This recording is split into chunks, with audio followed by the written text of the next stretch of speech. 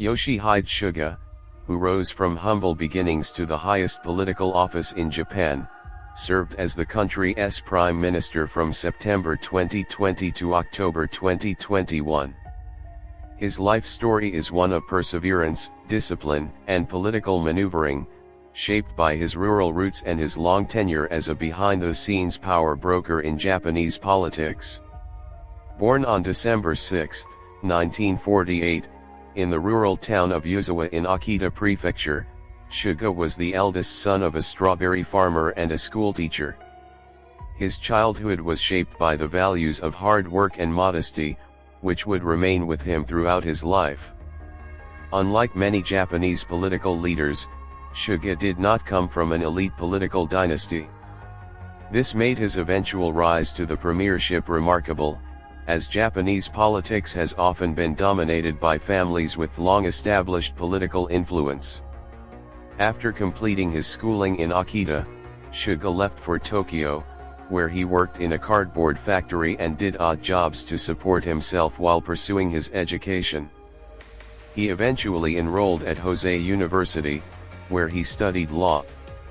His choice of Hosei, a university not traditionally considered part of Japan's elite academic institutions, further distinguished him from the political aristocracy. After graduation, he worked in the private sector before becoming a secretary to Hakozaburo Okanaji, a member of the House of Representatives.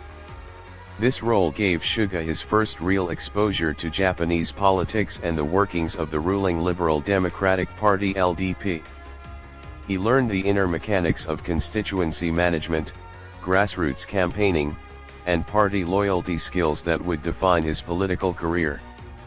In 1987, Suga entered politics in his own right by winning a seat in the Yokohama City Council.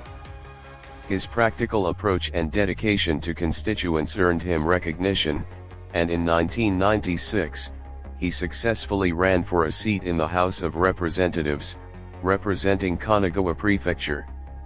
Over the following years, Suga steadily climbed the ranks within the LDP, gaining a reputation as a diligent and pragmatic politician who avoided flashy rhetoric but excelled at policy detail and party management.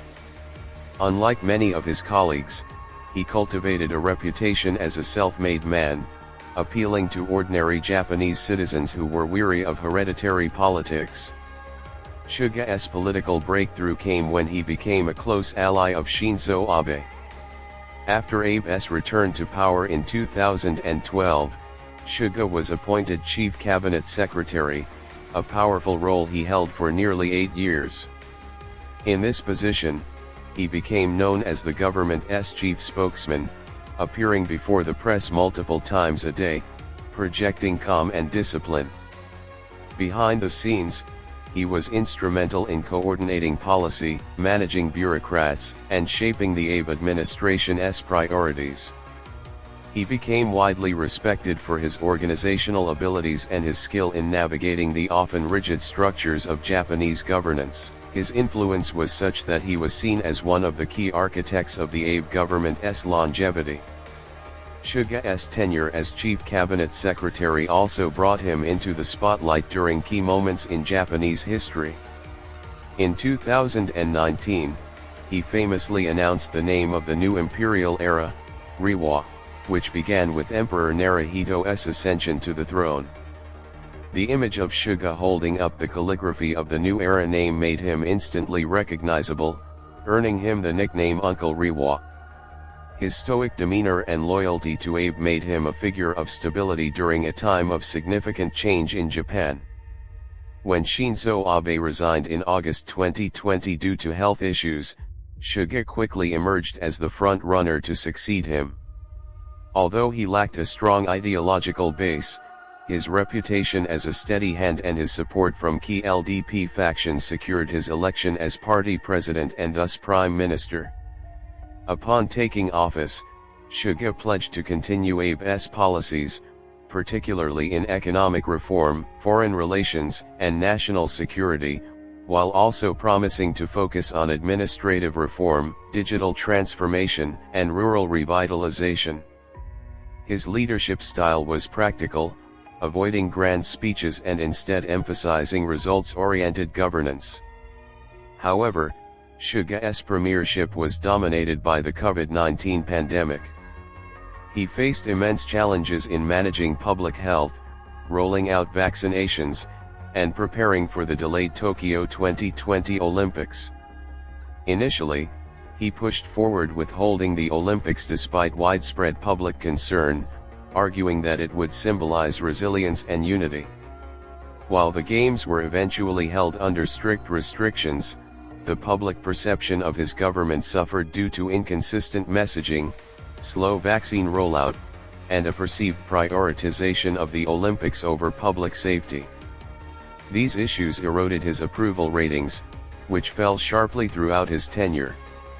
Despite his difficulties, Suga pursued key policy initiatives.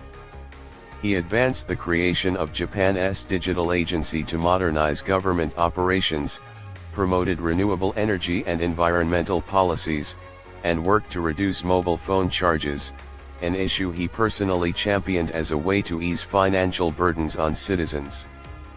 He also continued Japan's cautious but firm stance in foreign policy, maintaining close ties with the United States while managing complex relations with China, South Korea, and neighboring Asian countries.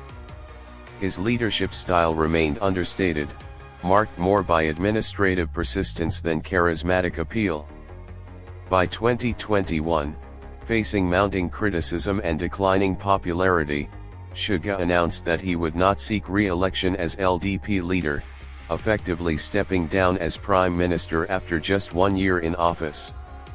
His departure reflected both the challenges of governing during a pandemic and the difficulty of maintaining political support without a strong factional base in the party. Nevertheless, his rise to Japan's highest office without the backing of a political dynasty was seen as an extraordinary achievement in a system often dominated by elite families.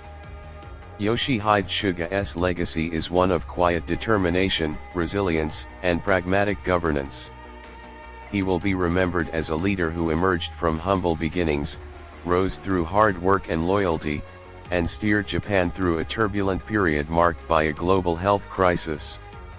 Although his time as prime minister was brief, his long service in Japanese politics and his role in shaping the Abe administration's success highlight his enduring influence. His story resonates as an example of how dedication and persistence can defy traditional political hierarchies, leaving a mark on Japan's political landscape.